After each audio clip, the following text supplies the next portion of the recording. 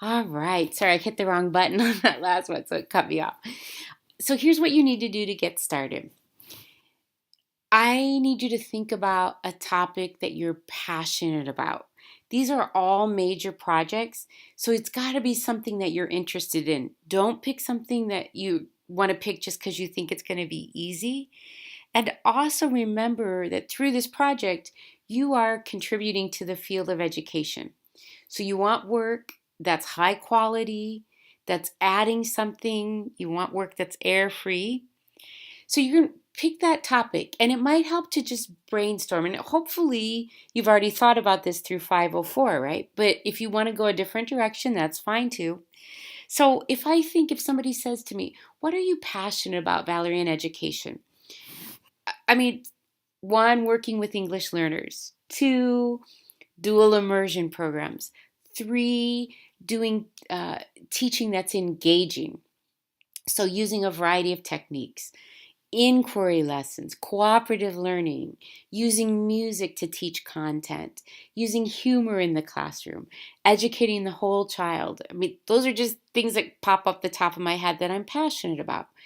From there, then, think about, all right, which one of those is your most, the one that you care about the most? And then, what is it that you want to do with that? Is it something that you want to explore more in depth? Probably then one of the lit surveys. Is it something that you're like, I need to create such and such a thing, right? For that, then a creative project. I want to do a research study, then do a research study. After you've narrowed it down, what you're going to do is send me a written proposal. Just send me an email, and you're going to do two things. One is tell me which of the 5 projects you want to do, and then just give me a short paragraph giving me the rationale. And that's so that I understand where you're coming from. So I put in this box right here 2 different samples to just model for you. And when I get that from you, I'm going to give you some feedback.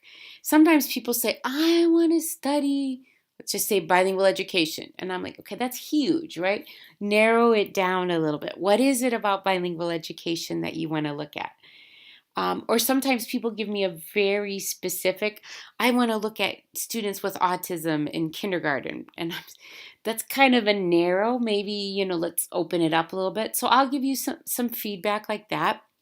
And then I'll give you the green light. That sounds good. Go ahead and get started. So if we go back to the beginning of the syllabus, there are a couple of things on here. Sorry, I think I passed that. Oh, here on the key dates. So I'm going to ask that you have your proposal to me by the end of the first week of our semester, because I really want you to get rolling on this. All right? Then you'll see the other key dates for our Skype one-on-ones, and we'll talk about the APA things in just a minute. And I also want to show you at the very end of the syllabus, I have put in from your colleagues that have come before you some of the most common APA errors that I see. And I have to tell you that I have this in here to help you.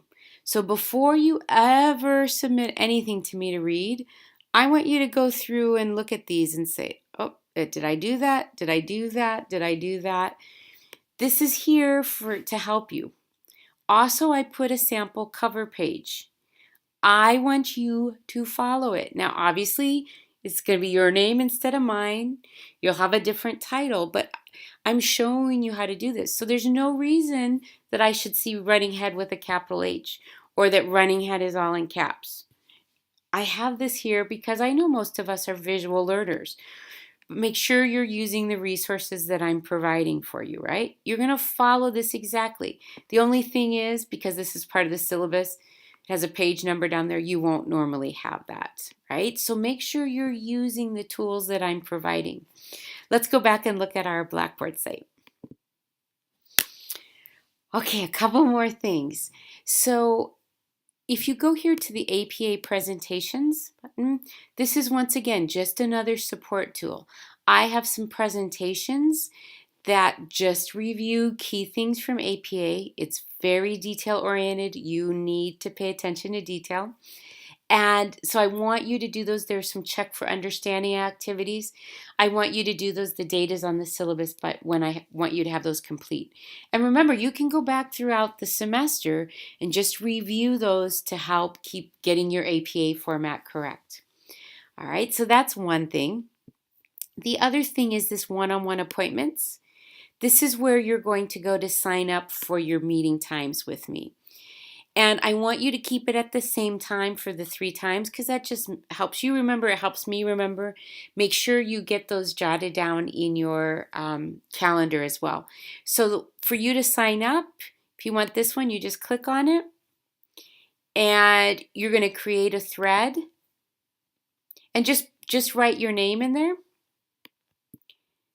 And then you'll go and, whoops, down here is the submit button. So if somebody's name is already there, then you know, okay, that spot is taken. All right, so that's easy.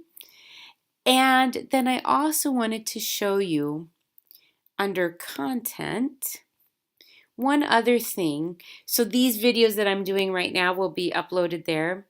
And I wanted to show you, there's the link to the website as well. Here's my APA PowerPoint from 504 just as a tool for you. I wanted to show you the Gantt chart. And a Gantt chart is simply a way to break down a large task into bite-sized pieces. And I think this really helps with time management. So this is just a sample. And it's called Gantt after the person who invented this. But you put the weeks up here, and then you break down your project, whichever one of the 5 that you're doing, into bite-sized chunks. So this would be one for a creative project doing thematic units. And you can use X's if, okay, I'm going to get it done that week. You can use arrows if that's something that you need to work on over a couple of weeks. If you know, okay, I'm going away during spring break, I'm probably not going to do anything, that's okay. You just build that in here. This way you have a visual tool to help you organize. And when you're done, it feels really good to put a line through it and cross it off and say, I'm done with that. You can put this up on your fridge to keep it handy, anything like that. So there's the blank chart for you to fill in, and then I put this sample. If that doesn't help you, you don't have to use it, but I've had a lot of my students in the past say, that was really helpful. I'm really glad that I did that, because it's just a time management tool. A couple other things that I want you to think about, because you're not going to have to be going to class every week. It helps for you to set up a certain schedule in terms of, think about yourself. Do you work best in the mornings? Do you work best in the evenings? Do you work best in short bursts, like an hour at a time? Or do you need at least a 2-hour block of time? Think about how you operate. Do you need to be someplace where it's totally quiet? Do you need to be someplace where there's some noise in the background? And then work your time slots around that.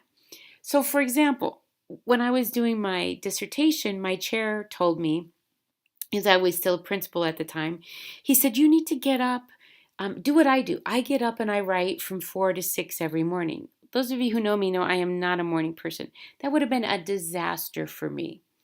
So I had to figure out, okay, I work better in like a 3-hour chunk, and I work better towards the beginning of the week, and then maybe if I take like a Saturday afternoon or a Sunday afternoon, I'd get it done. And then you just stick to that schedule.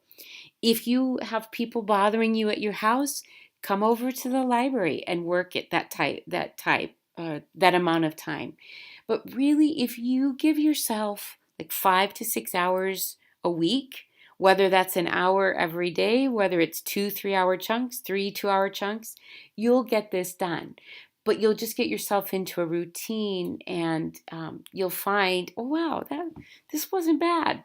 So think about how you work, and then just get yourself going on those time slots. So I look forward to seeing what you come up with. If you have any questions after my overview, please let me know. Here's to a great semester.